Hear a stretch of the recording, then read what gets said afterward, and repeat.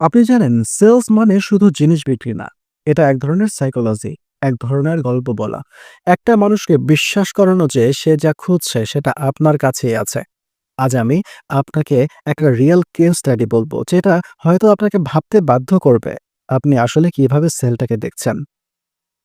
২০০৩ সাল, new jersey. একটা ছোট্ট অ্যাপার্টমেন্টে বসে থাকা এক তরুণ ছেলের নাম জর্ডান।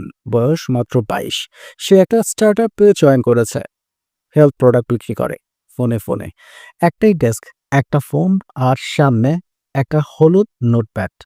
প্রতিদিন সকাল ৯টা থেকে রাত ৯টা শুধু কনভারসেশন, রিজেকশন, ব্যর্থতা। ১ মাস, শূন্য সেল। বসের চোখে বিরক্তি। বাড়ি থেকে ফোন। জর্ডান, এটা তোর জন্য না, অন্য কিছু কর। সে রাতে জর্ডান আয়নার সামনে দাঁড়িয়ে নিজেকে জিজ্ঞাসা করলো, আমি কি করছি, আমি কেন ব্যর্থ হচ্ছে। তখন সে একটা জিনিস বুঝলো, সে শুধু প্রোডাক্ট বিক্রি করছে, কিন্তু মানুষ বোঝার চেষ্টা করছে না। পরদিন থেকেই সে কিছু বদলালো।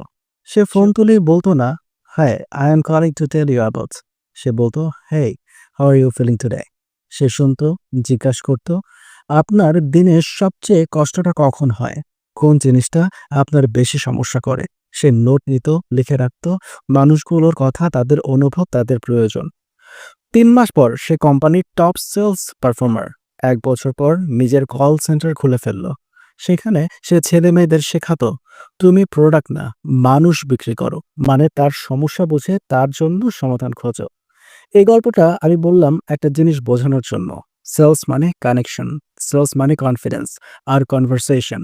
আপনি যদি মানুষকে বোঝেন, তার ব্যথা, তার চাওয়া, তার অনিশ্চয়তা, তাহলে আপনি শুকনো ময়লা পাথরও বিক্রি করতে পারবেন ঠিক মানুষটার কাছে। তাই আপনি যদি সেলস করেন বা করতে চান, প্রশ্ন করুন, শুনুন, অনুভব করুন, তারপর প্রেজেন্ট করুন।